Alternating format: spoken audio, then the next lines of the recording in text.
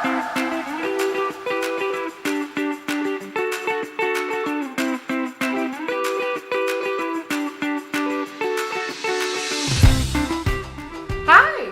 Howdy, folks!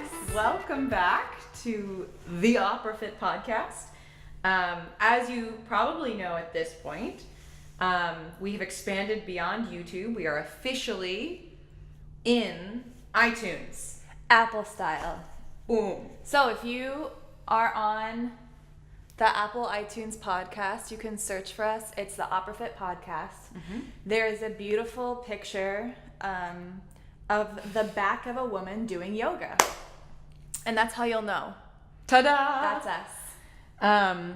Yeah. So today, oh, by the way, I'm Ellen. I'm Emily. If you're new here, welcome. So we actually were talking about this at the dinner table last night. Right. And we wanted to talk about how you think about food. How do you think about food? I know I have personally had a lifetime Right. of a relationship with food, and I know Emily has too. Mm-hmm. I think we all do, generally. Yeah. And I have had a very, transformative relationship with it, or like shift in my relationship with it the last few years. Yeah. And it continues to evolve. And so I just wanted to share my story, Emily, her story, and connect some resources that have influenced both of us and Yeah. might impact and add to your journey with food, or just add food for thought. Yeah, like to start a conversation, because we live in a society, like if you're watching this / listening to this, you're probably in this world of paleo, gluten-free, dairy-free, blah, blah, blah, and all of these different options for how you think about food and therefore how you think about your body. Mm-hmm. So what we were talking about last night was, how can we have a conversation about food that strengthens the individual, that just strengthens your heart, and it's not about an end result or a number or a pant size or whatever, but it's about the holistic person. And I think the other thing we were talking about is that is definitely where society is going. It's moved, like we have all these pieces in place that are slowly converging into addressing whole health, including like mind, body, and spirit. So Mm-hmm. but I think also knowing your journey, like Mm-hmm. listening to yourself and acknowledging the different chapters of your life that have brought you to where you are is a big step in creating a whole positive and like loving relationship with food. Mm-hmm. Not a negative, obsessive relationship with food, but like a relationship that acknowledges food is how I can choose to love my body and how my body will respond positively to me, and Right. to shift a mindset in that way. Right. You know what I mean? And I'm 28 years old, and I think probably for the first 26 years of my life, food had meaning to it. Or even 27 years, to be honest. Like, food had some sort of implication or reflection of who I am, what I felt at the time, had some sort of punishment Yes. reward system Yes. attached to it, and was used for something. You know, like for me, as I was an emotional eater, and I hesitate to say I am statements like anymore at all, other than like I'm a mezzo soprano, like that's not going to be changing, or like I'm a female and like girl power. Right. But I am identity statements. I'm like stepping away from, so I don't like put myself in a box. But I will say that I have had a relationship with food that was linked to my emotional well-being, and how I used food for the majority of my life. I would eat to feel better. And I mean, as a life coach now, I've talked about this with practically every client at some point, and also in the community of OPERAfit, it comes up, of course, that food takes on a fix sort of role in a lot of our lives, where it's like to fix a way we're feeling, or to fix a way you view your body image, or to fix, Or along those lines, even like from a positive, a hopefully like positive intention. Maybe? intention. That's the word. to heal or to you know, rectify something that is emotionally wrong. Yeah. So for my journey, I don't know if you want to dive in. Go for it, babe. So for my journey, I wouldn't say I had any sort of awareness other than I knew that I binge ate. Sometimes I would eat, I would work out like 1,000 calories. I would count on the elliptical, like burn 1,000 calories and then go eat like a whole pizza. Like in my room alone. Like that was like the elliptical calorie counting, like 800 to 1,000 was what I was shooting for every time, and then I would eat myself like happy at the dining hall, or like go get a whole pizza or something like that. I would like binge workout to binge eat, and I thought that was my balance. Like that was what I honestly called #balance. And at some point in my grad school life, I just noticed how destructive that was, not only to like this kind of transactional mentality that like calories in, calories out, and this transactional like balancing of the scale sort of thing was just not serving me whatsoever, but also I was struggling with reflux at the time. And binge eating is a super big trigger for that. For me, like when you overeat, just, you know, like shoots the acid everywhere. So it was kind of the, you know, random stumbling upon of the Beachbody tools that I have found a lot of grace and a lot of structure and a lot of community through. That was kind of the beginning seeds of OPERAfit. For me, that having structure was actually what gave me balance. Having some sort of like idea of what portions look like and what they feel like. And like I know for me with reflux, I had safe foods and I had danger foods. And I knew there were things that, like, you know, eating pizza to me was a danger food. Like I might have some sort of reaction, or alcohol or caffeine, or just some things would be danger foods. Like I might not feel so great after that. And then I had foods like oatmeal and like eggs and just things that were very neutral that I would eat. And over time I noticed that like more and more of my diet was just carb heavy. It was just like all pasta and oatmeal, and like, you know, I would kind of avoid vegetables sometimes too, because then I might get gassy. Yes. So it was just like this, like very just, I tried to intuitively eat, but I didn't know what I was doing, and I didn't really know what to listen to. Right. So when I had a reset of like, this is a balanced diet, when I like got to know Beachbody's like portion fix system, that was a revolution in my life. Like having an idea of like actually having enough vegetables and fruits in my life, and actually having enough protein. Whoa. My life changed. And so that was kind of my big shift of understanding, like putting structure to it, and that actually gave me more freedom. Right.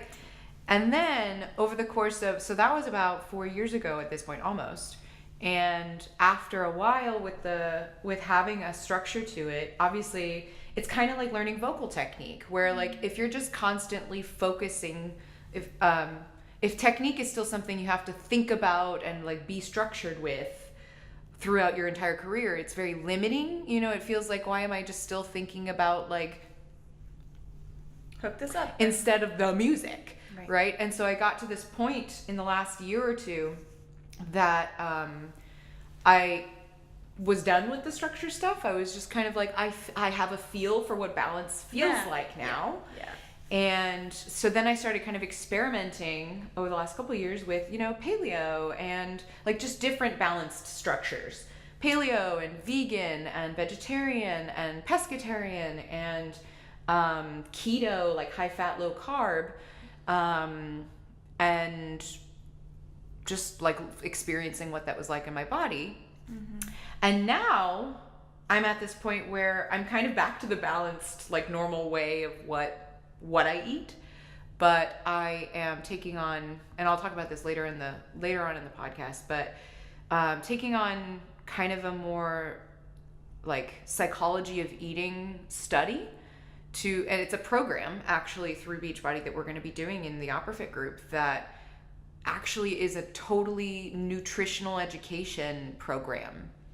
about the psychology of eating and and like has no calorie counting, no macro counting, no container counting, like no structure that I've known for the last few years that actually really helped me. And I'm just gonna like totally immerse myself in that. And could not tell you how excited I am to have a new sense of like guided structure, because I'm going to be doing this program, but it's going to be freer than anything I've done before. Yeah. And I think, you know, on one hand, we're in a time of social media and society where to find the next thing, to find the vogue way of doing anything, style, makeup, hair, food, nutrition, workouts, to find the new thing is always tempting. But there's a difference between chasing after something that is new and I don't think you were like, I'm going to try all these things because I want to try them. You were searching for what was viable and sustainable. Yes. And I think what is really exciting about this, what is it called? To be mindset is that it is just endeavoring to provide you with the tools to be sustainable and live your life. Lifelong, yes. Yeah, I love that about. We'll talk about it more, but I think it is tempting right now in this area to try for the sake of trying and to say that I'm being gluten-free right now, and there are health concerns that are tied to those things, and people do need them in certain circumstances, but. Now that we're getting into this phase of settling down a little bit, like kind of everything has been not explored, but offered. There have been all the different kinds of diets. Yeah, so many different things have been offered. People know what is available to them. And I hope, at least in our circle, I feel like people are more kind of rising above all of that, the dust cloud, and being like, okay, now I have all these opportunities. I have all these resources. How am I going to actively and purposefully integrate them in my life so that that is not the focus of my life? Right. That it's a tool and a pillar of how I can like sustain my purpose and my goals. Yeah. Larger purpose and goals. Yeah. You know what I mean? Yeah, and the thing that you said last night that I'm not going to take from you, the neutrality. Oh, yeah. Yeah. Well, yeah. I was telling Ellen last night, I read a great article in the New York Times, and if anybody has read this and remembers the author, I'm not taking credit for it, but I loved this idea she was she was like a food therapist among many other wonderful, amazing things, and she was talking about the fact that most of the people that she saw in her practice experienced disordered eating. So not an eating disorder, not a clinically diagnosed eating disorder, but their relationship with food, the way that they interacted with food, and the signals that they were sending to themselves and to their souls were disordered. And to expound upon that, she said, right now, when we're living in a paleo, clean eating, gluten-free, blah, blah, blah, anything that is like a structured way of dieting, of organizing your body. Also, if you listen to our podcast with Jessica, she will 100% back this up. Check that out. Jessica Brosman-Kip, she's a bomb. When we're working within the constructs of these eating mindsets, let's say the clean eating mindset comes from an extremely important and strong nutritional mindset, but when people if it's misused, you can start to inherently think of food as clean or dirty, pure or tainted, processed or raw, bad good. Or good. So that within that set of mind, every time you put something in your mouth, you're being bad or good, clean or dirty, processed or raw, and creating an unnecessary punishment and reward system for yourself.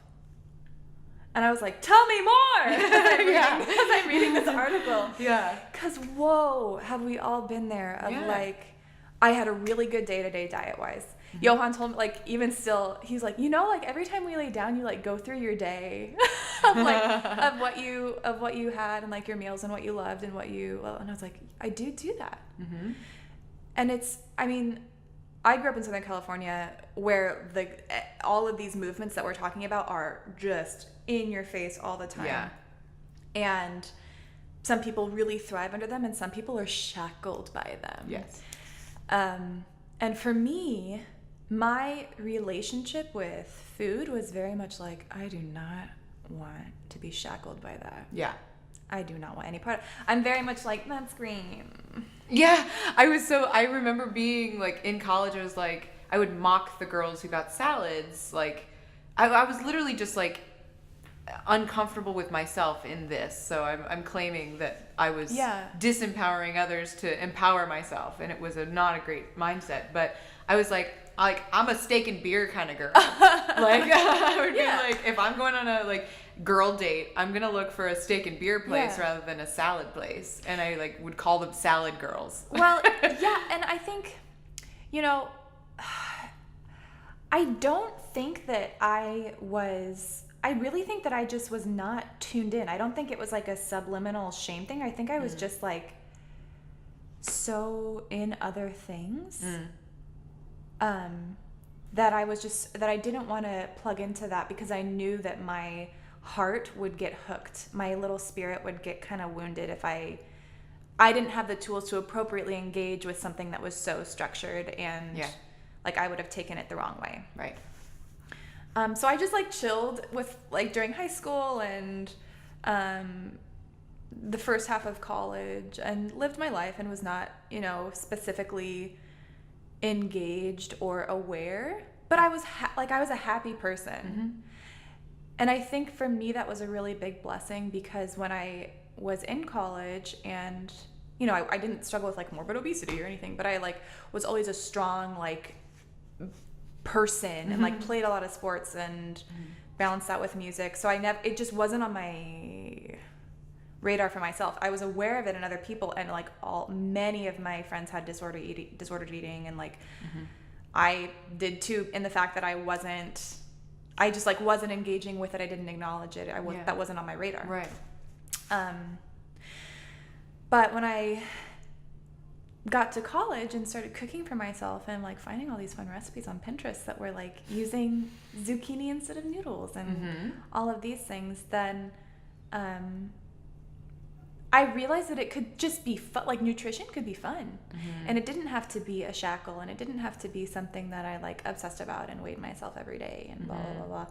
It could just be a fun thing. So in that sense, I still was aware of how things were fitting on me and like definitely had like the positive and negative yin and yang of food. And like let's go get some ice cream. Let's be bad. Let's play. Or like after shows or let's go have a drink or something. Cheat meals. Yeah. I don't use that word anymore. Right, because it implies that there's a good way. That there's a bad and good way. And, So to kind of wrap up about that article, I mean, man, I probably should have found the author. Yeah, it's okay. Because it was dope. It was so strong. It really like hit me. If we find it after the podcast, we'll put it. Yeah, we'll put it in the link. We definitely should. Yeah. So she was saying like food, your fuel is neutral. And the beauty is in the balance, which I think we are like very much nooked into that right now. Yeah. And like, I, for one, I've never liked like counting calories or counting carbs or doing all these things. Like the container thing for Beachbody has like really revolutionized stuff for some people. For me, I knew that I would take it to a bad place. So I was like, I know how I feel when I feel good, how I'm eating when I feel good and whole and vivacious, and I know when I'm like party time in a negative way. Yeah, when you're using it for something. Exactly. So I think for me that it was like right place, right time with that article of like neutrality is key. You know, everything gives you energy. It just depends on, like, you need to be aware and take ownership of how you're filling in those gaps, like what you're using to fill in your emotional gaps, how you're being responsible for yourself, and tending to your body. Yeah. That just really like moves me. Yeah. In a cool way. So, and yeah. same, you know, in my life coaching work, my one-on-one work, so much of the work itself is becoming aware of what meanings you create or that you kind of just have associated with relationships with everything in your life, right? I have a relationship with this cup that I'm holding. Like, I find it cute. It's a mason jar for people listening. It's a mason jar cup of water. And, you know, I find it cute, and I find water to be like, you know, I have a relationship with water. I have a relationship with how it sustains my voice. I have a relationship, you know, biologically, that this is a life force, you know, for me. But you have relationships with every person, every concept, everything in your life. And if there are ones that are destructive and you're not aware of them, that's where so much revolution can come, when you actually identify name your relationship with something. So something that when I first started receiving life coaching with my coach, I remember the first time she asked me, she's like, what's your relationship with, and it was like an idea of something, like, what's your relationship with practice? And I was like, my relationship with practice? Huh? And so it was eye-opening that to discover and then discuss that I have relationships with ideas and relationships with like commitments of mine, and I have relationships with food, and to name it and say, like, I would say my relationship with food was utilitarian, or I have a relationship with food that is punishment, or I have a you know, to say this is where I lie right now in how I view it and how I interact with it. Yeah. And I have a say in declaring a new way and having a new relationship with food, with anything, with any person, with anything in your life. So a concept that I apply frequently in myself from my coaching work is, what is my relationship currently with it? Am I being honest with myself in what I think my relationship is? Or if I really look at it, what is my relationship with food? Yeah. And for like a very long time, it was like transactional, it was punishment, it was reward, it was it had good and bad attached to it, just like you said. That when you told me about that article, I was like, yes. And to have, like, I wouldn't say that I'm aiming necessarily for neutrality. That's not the word that I lean towards at this moment. I find it very empowering, but I think the way that I'm heading is like nourishment, like that it is that eating a cupcake, eating like this morning we had a protein waffle with our breakfast, and I was like, it was joy filling, and it was like a high quality product. It wasn't just like, I don't know, Eggo. Like, not to shit on Eggo either. Like, the relationship that I'm going after is joy filling and body nourishing. Totally. And so it does kind of have a positive, like a good tint to it. Everything is good. Yeah. You're right. But yes, everything is good. Everything is good for you. And unless you have allergies. Right. Then don't do that. Everything that you're able to eat has a positive potential for you. And I find the more and it's all about balancing, because truly. I still do have this awareness of the balance that is portion control. I hate the word control, because awareness. Portion awareness combined with, and I'm so excited to start this 2B mindset with OPERAfit, that is the psychology of eating and learning about your relationship with food and all of that. And even with the life coaching work, like if you decide to shift your intention in your relationship with something towards a blanket positive thing, I find my binges to be significantly more infrequent, or the emotional response where like I've had a terrible day and I need a glass of wine kind of thing, that things just take on less meaning. So there's a lot of mindset work that can be a part of it, as well as just like a direct connected relationship with food. You know what I mean? Like globally in our life, we can look at things as not being good and bad, and there being a right and wrong. Like for me, I know my context that I wrestle with a lot is like, what's the right decision right now? That there is none. Like there are decisions that have positive and negative consequences, and what I want to, you know, fill my marble jar with more positive consequences than negative consequences. But like, okay, you know, like there's no good, bad, right, wrong. Yeah. And then to me, to apply that to food is a very like exciting endeavor. Yes. And talking about food in a beautiful, positive way in response to the fact that like you are in not only a relationship with food, but you're in a relationship with your body. I know, you're like, I know I'm in a relationship with my body. But I don't know if we should like make this another topic, but I'm gonna say it. We have been having in the OPERAfit little community, we were having a conversation about medication and how it yes, we should talk. I think that might be a new topic, you guys. It's like a 30-second tip, but it ties in with I think my thought. We're talking about medication and the ways that it affects your body, and the way that it affects different people with like weight gain.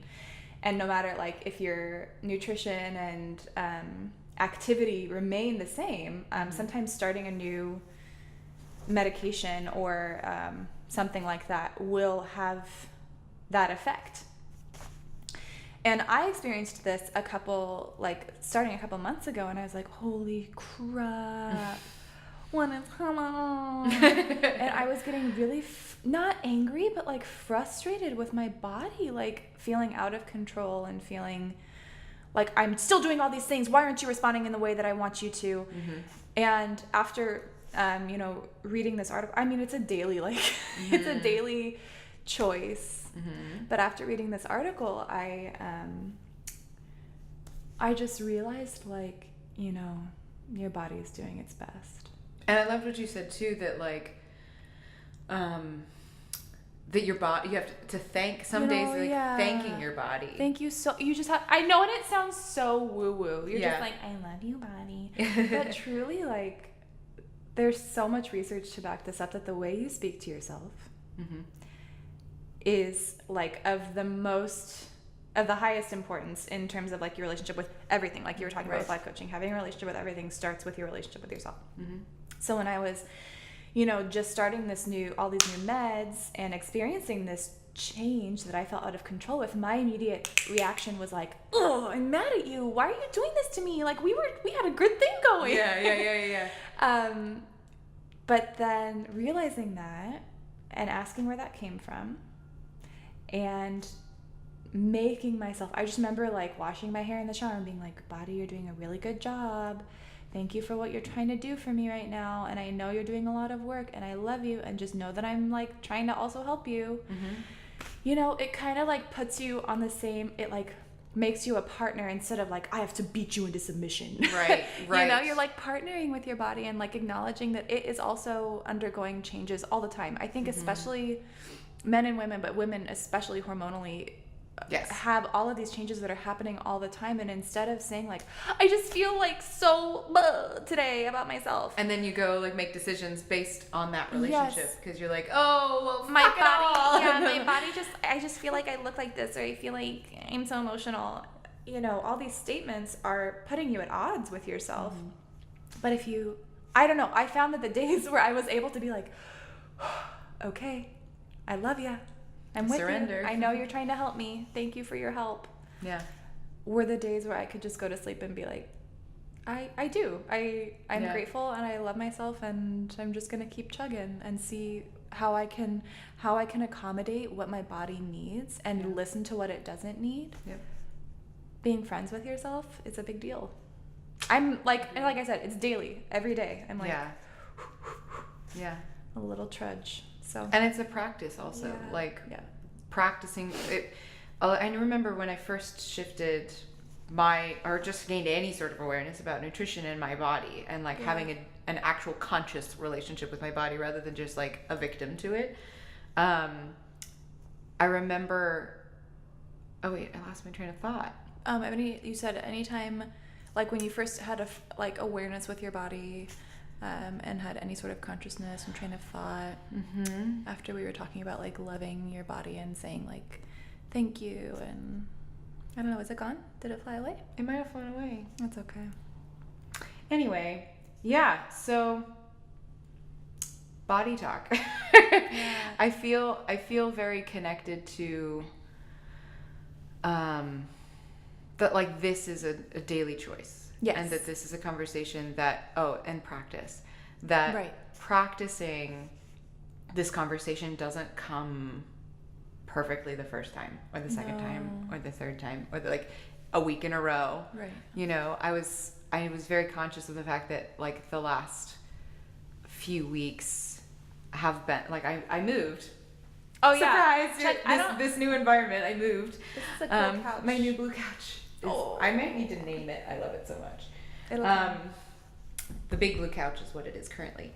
But I was very conscious of like a very tumultuous conversation going inside. Yeah. And that like practicing, having had practice before moving into this stressful like couple months, it was easier for me to make that choice. But I know that this is a few years in, and like that having that conversation over and over and over and over again gets like more practice, but it's not any easier. Like, and so just to like speak to people who may be at the beginning of like this revolution in your relationship with food, that like body talk and this relationship with your food is something that takes time and grace and compassion, and that you are absolutely capable of shifting any sort of relationship you have with anything in your life.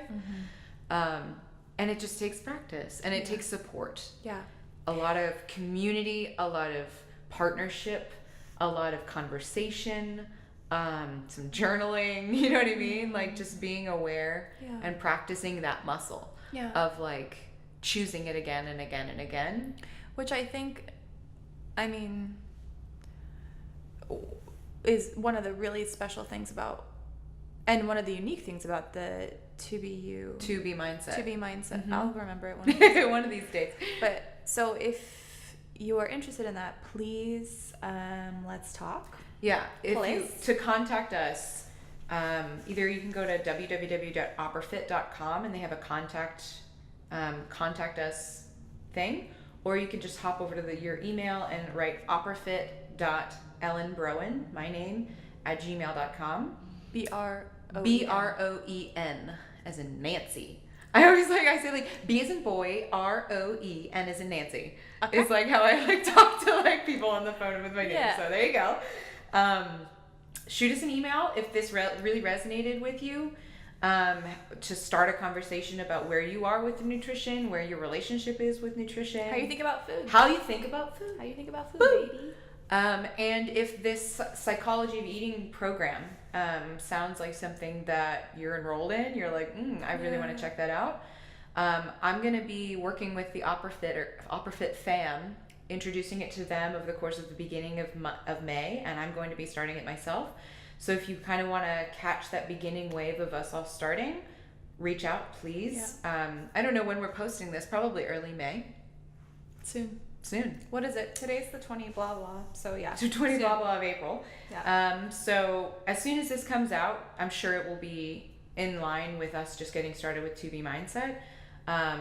Feel free to check out the program itself. Go on the YouTubes and look up To Be Mindset. Is it B like the one? Like number 2, letter B, mindset. Yeah. And the food therapist who created the program has some great interviews out there and I actually met her and heard her speak about it itself, and I'm really excited. That's so awesome. So we're going to be hooking up all of our community with those tools and supporting each other in implementing them and trying this new thing, sharing what we learn. It's always just nice to be connected, in the journey to other people doing it alongside you. So reach out if you are just intrigued by this conversation, if you learned something, if it inspired you Feel free to share it with people who resonate with this kind of stuff too.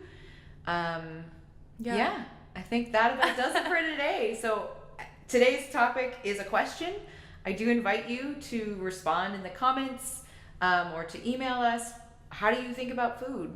You know, what did anything pique you? Do you want to know anything else? Do you want to learn? Do you have anything that you want us to talk about? As always, even if it's not food related, if it's fitness, if it's singing, if it's someone you want to hear from, like that we can just nook into and interview. Yeah. Let us know. We're here to serve you, and we're just here to have conversations that hopefully edify you and encourage you and strengthen you, and just let you know that there are people out there who are thinking about things, hopefully, that inspire you. So. Okay. Thanks for tuning in. See y'all next week. Yeah. Bye. Bye.